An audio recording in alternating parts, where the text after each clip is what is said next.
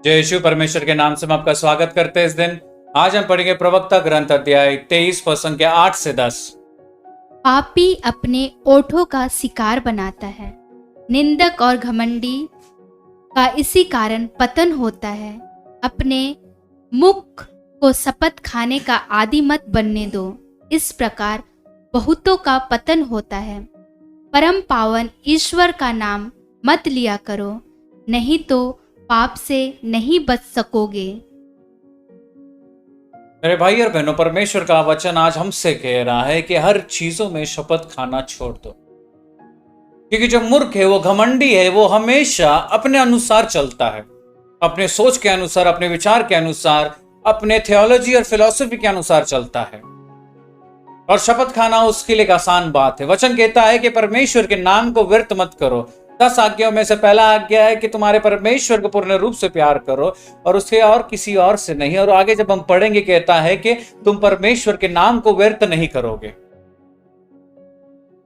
तो मेरे भाई और बहनों, क्या हम परमेश्वर के नाम को व्यर्थ करते हैं? आज वचन कहता है कि अगर वो करोगे तो कोई पाप हमें बचा नहीं सकता, कोई भी चीज हमें पाप से नहीं बचा पाएगा, क्योंकि हम पाप कर रहे हैं घमंड होकर, पूर्ण रूप से अहंकार में जलकर। लेकिन जो व्यक्ति नम्र है वो हमेशा बोलने से पहले सोचेगा। जिस प्रकार हम कल भी पढ़े थे, हर चीज में मेरे भाई और बहनों एक ही चीज हम कहते रहते हैं कि मृत्यु और जीवन हमारे शब्द में है। हम यूहन्ना बपतिस्मा का कहानी लेंगे।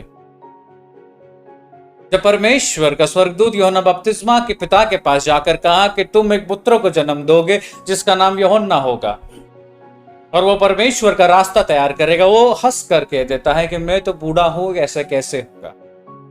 स्वर्गदूत कहता है कि तूने वचनों पर विश्वास नहीं किया, तो तू जब तक तेरा बेटा पैदा नहीं होगा तब तक तू कुछ बोलेगा नहीं। और यूहन्ना बपतिस्मा का आवाज चला जाता, उसके पिता का आवाज चला जाता है जब तक यूहन्ना बपतिस्मा पैदा नहीं होता। क्यों? क्योंकि वो जानता था कि अगर उसका आवाज रहता तो वो हमेशा जो दिख रहा है उसके बारे में ही कहता। शब्द में मृत्यु और जीवन है। हम अगर परमेश्वर के नाम को व्यर्थ करते हैं, हर चीज में गाली देते हैं, हर चीज में गलत गलत शब्दों का इस्तेमाल करते, ट्रेंड हो गया है आजकल। हर 2-3 शब्द के बाद हमें गाली देना है, हर 2-3 शब्द के बाद हमें कुछ और गलत की चीज कहना है, परमेश्वर के नाम को व्यर्थ करना है, पवित्र आत्मा का नाम को व्यर्थ करना है। मेरे भाई और बहनों, ये सब पाप है। वचन कहता है कि वो चीज हमें पाप की ओर लेके जाएगा और कोई चीज हमें बचा नहीं सकेगा। फिर वचन कहता है मेरे भाई और बहनों, ईश्वर खुद कहता है कि तुम जब पवित्र आत्मा को कुछ कहोगे या निंदा करोगे तो कोई तुम्हें बचा नहीं सकेगा। तो मेरे भाई और बहनों, हमने कितनी बार अपने शब्द से कितने लोगों को निंदा किया है, पवित्र आत्मा को निंदा किया है, परमेश्वर को निंदा किया है, और फिर भी जीवन ऐसे ही जी रहे जैसे आराम से जी रहे। आज अपने जीवन के अंदर झांक कर देखेंगे कि हम किस प्रकार के जीवन, हमारे शब्द क्या है। इस समय अपने आंखों को बंद कर अपना पूरा ध्यान परमेश्वर की ओर लगाएंगे। हे पिता परमेश्वर, इस दिन के लिए धन्यवाद देते हैं, सुंदर वचन के लिए धन्यवाद देते हैं। परमेश्वर, तू हमारे हृदय को जानता है, तू हमें जानता है, तो हमें देख परमेश्वर और ढूंढ।